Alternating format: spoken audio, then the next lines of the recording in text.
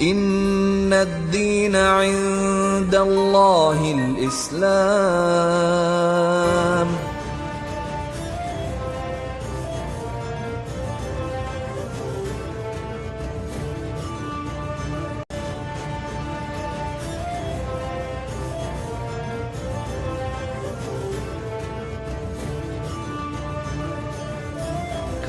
حجۃ الوداع۔ فتح مکہ کے بعد جب پورے عرب میں مذہب اسلام کی خوبیاں اچھی طرح واضح ہو گئیں اور لوگ فوج در فوج شرک و بت پرستی کو چھوڑ کر اسلام قبول کرنے لگے، تو اب وقت تھا کہ حضور صلی اللہ علیہ وسلم خود عملی طور پر فریض حج کو انجام دے کر اسلام کے اس عظیم رکن کی شان و شوکت اور اس کی ادائیگی کے صحیح طریقوں کو بیان فرمائیں اور شرکیہ باتوں اور جاہلی رسوم و عادات سے اسے پاک کر دیں۔ چنانچہ رسول اللہ صلی اللہ علیہ وسلم نے حج کا ارادہ کیا اور 25 یا 26 ذی قعدہ 10 ہجری کو ظہر کی نماز کے بعد مدینہ منورہ سے روانہ ہوئے۔ تمام ازواج مطہرات اور سیدہ فاطمۃ الزہرا آپ صلی اللہ علیہ وسلم کے ساتھ تھیں اور صحابہ کرام رضوان اللہ تعالی علیہم اجمعین 1,00,000 سے زائد کی تعداد میں آپ صلی اللہ علیہ وسلم کے ساتھ شریک تھے۔ مقام ذوالحلیفہ میں غسل فرما کر احرام باندھا۔ 4 ذی الحجہ کو اتوار کے دن مکہ مکرمہ پہنچے۔ سب سے پہلے خانہ کعبہ کا طواف کیا اور صفا مروہ کی سعی فرمائی اور 8 ذی الحجہ سے حج کے ارکان کو ادا کرنا شروع فرمایا۔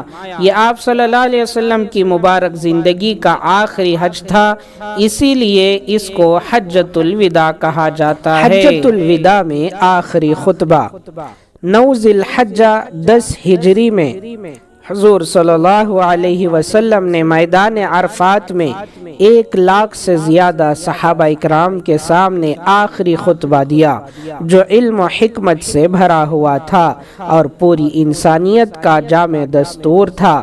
اس میں آپ صلی اللہ علیہ وسلم نے فرمایا، اے لوگوں میری باتیں غور سے سنو، شاید آئندہ سال میری تم سے ملاقات نہ ہو سکے۔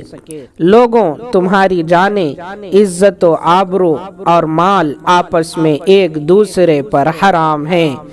میں نے زمانے جاہلیت کی تمام رسموں کو اپنے پیروں تلے رون دیا ہے۔ دیکھو میرے بعد گمراہ نہ ہو جانا کہ ایک دوسرے کو قتل کرنے لگو۔ میں تمہارے لیے اللہ کی کتاب چھوڑ کر جا رہا ہوں، اگر تم اس کو مضبوطی سے پکڑے رہو گے تو کبھی گمراہ نہیں ہوگے۔ تمہارا عورتوں پر اور عورتوں کا تم پر حق ہے۔ کسی عورت کو اپنے شوہر کے مال میں سے اس کی اجازت کے بغیر کچھ دینا جائز نہیں ہے، اور قرض واجب الادا ہے۔ جو چیز مانگ کر لی جائے اس کو لوٹانا ضروری ہے، اور ضامن تاوان کا ذمہ دار ہے۔ لوگوں کیا میں نے اللہ کا پیغام تم تک پہنچا دیا؟ سب نے جواب دیا بلا شبہ۔ آپ صلی اللہ علیہ وسلم نے امانت کا حق ادا کر دیا اور امت کو خیر خواہی کی نصیحت فرمائی۔ پھر آپ صلی اللہ علیہ وسلم نے آسمان کی طرف انگلی اٹھا کر 3 مرتبہ اللہ تعالیٰ کو گواہ بنایا اور کہا، اے اللہ تو گواہ رہنا، اے اللہ تو گواہ رہنا، اے اللہ تو گواہ رہنا۔ دین کے مکمل ہونے کا اعلان۔ رسول اللہ صلی اللہ علیہ وسلم پر میدان عرفات میں جمعہ کے دن عصر کے بعد آخری حج کے موقع پر 1,00,000 سے زائد صحابہ کرام رضی اللہ عنہم اجمعین کے درمیان قرآن کی آیت نازل ہوئی۔ وحی کے بوجھ سے آپ صلی اللہ علیہ وسلم کی اونٹنی بیٹھ گئی۔